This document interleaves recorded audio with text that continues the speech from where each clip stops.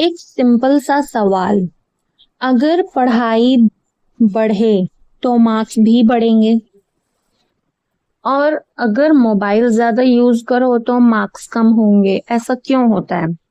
और क्या हम इस रिलेशनशिप को मेजर भी कर सकते हैं? आज मैं आपको एक ऐसा कॉन्सेप्ट समझाऊंगी जो सिर्फ एग्जाम के लिए ही नहीं बल्कि रियल लाइफ में भी यूज होता है।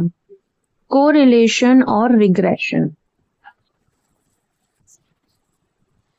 Hello everyone, welcome back to the channel. अगर आप स्टैटिस्टिक्स, सीटेट या किसी भी एग्जाम की तैयारी कर रहे हो तो ये टॉपिक आपके लिए बहुत इम्पोर्टेंट है। और टेंशन बिल्कुल मत लो, मैं इसको इतना सिंपल बनाऊंगी कि आपको सब कुछ क्लियर हो जाएगा। तो सबसे पहले हम समझेंगे व्हाट इज कोरिलेशन। चलिए सबसे पहले समझते हैं कोरिलेशन क्या होता है। सिंपल लैंग्वेज में कोरिलेशन का मतलब होता है दो चीजों के बीच रिलेशनशिप। जैसे कि पढ़ाई बढ़ी तो मार्क्स भी बढ़ेंगे, अगर एक्सरसाइज बढ़ेगी तो हेल्थ बेटर होगी। यानी एक चीज बढ़ रही है तो दूसरी चीज भी बढ़ रही है या कम हो रही है। ठीक है, अब ये एग्जाम के लिए बहुत इंपॉर्टेंट है। ठीक है, कोरिलेशन बताता है कि डायरेक्शन भी और स्ट्रेंथ भी, मतलब जो कोरिलेशन है वो डायरेक्शन भी बताता है और स्ट्रेंथ भी बताता है। ठीक है, क्लियर?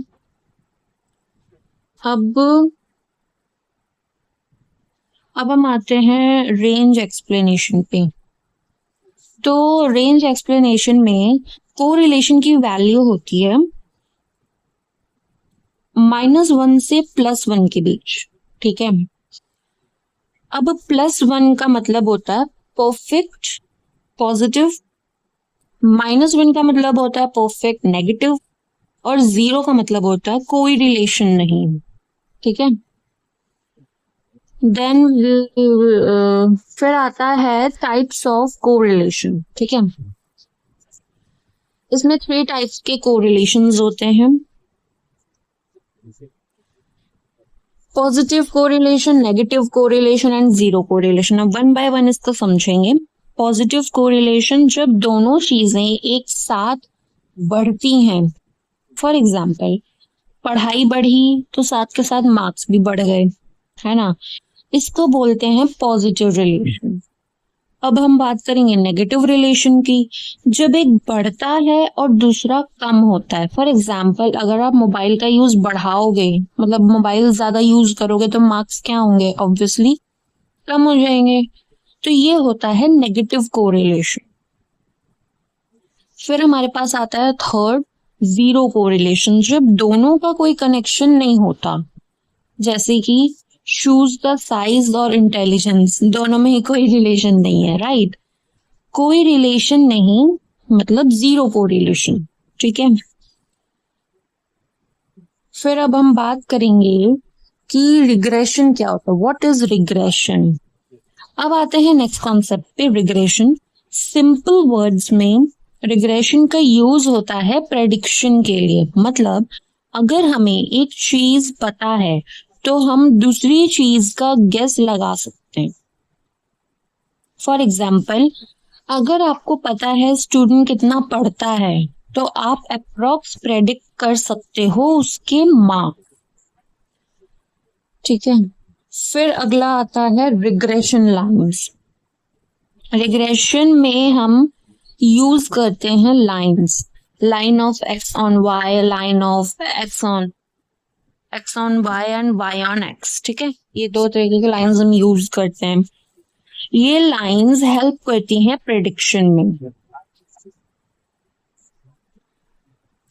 अब अगला आता है कोरिलेशन वर्सेस रिग्रेशन, दोनों के बीच में डिफरेंस।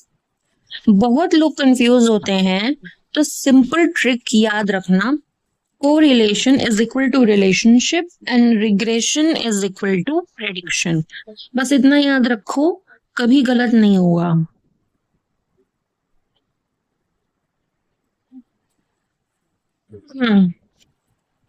अब इसका रियल लाइफ में यूज, अब आप सोच रहे होंगे ये रियल लाइफ में कहाँ से यूज होता है ना?